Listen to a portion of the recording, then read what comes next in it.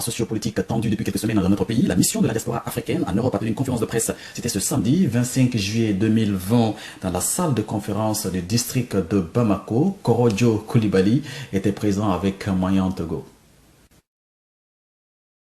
Après avoir fait un rappel historique sur la démocratie au Mali, la mission d'apaisement de la diaspora africaine en Europe, déclaration lue au cours de cette conférence de presse, a appelé les partis de l'opposition réunis au sein du mouvement M5 et les leaders de l'opposition au calme et à la retenue. La mission d'apaisement de la diaspora africaine en Europe condamne fermement l'utilisation de la violence comme moyen de revendication et s'étonne que cette voie est celle qui a été choisie pour obtenir satisfaction de leur station.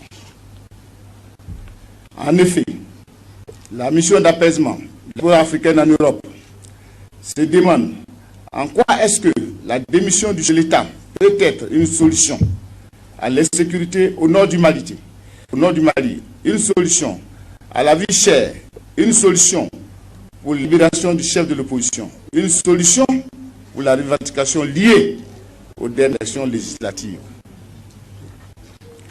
Il est bon de rappeler que l'insécurité au nord du Mali avait été la principale raison évoquée pour le renversement du président Amadou Mani Touré.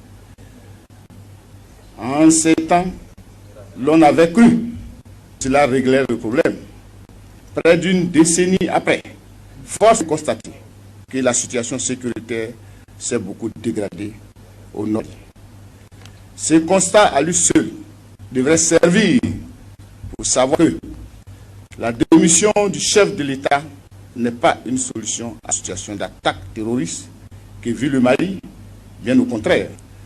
Le Mali, qui n'est pas le seul pays dans cette malheureuse situation, fait tout son effort pour mettre fin à cette crise sécuritaire avec l'appui des nations sœurs réunies au sein du G5 Sahel.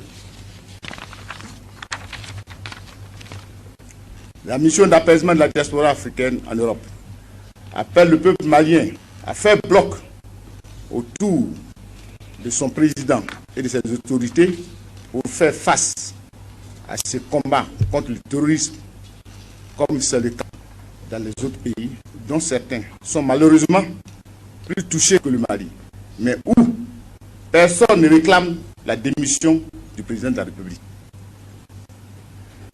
C'est justement.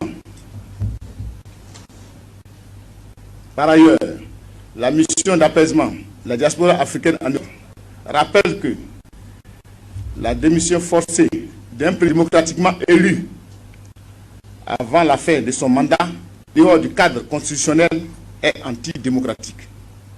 Rappelons que la dite mission a dépêché en République du Mali une mission de 4 personnes depuis le 18 juillet. Elle compte rencontrer certains des partis à cette crise pour les appeler à l'apaisement et à organiser des actions de sensibilisation à la paix et à la non-violence à l'endroit des populations maliennes.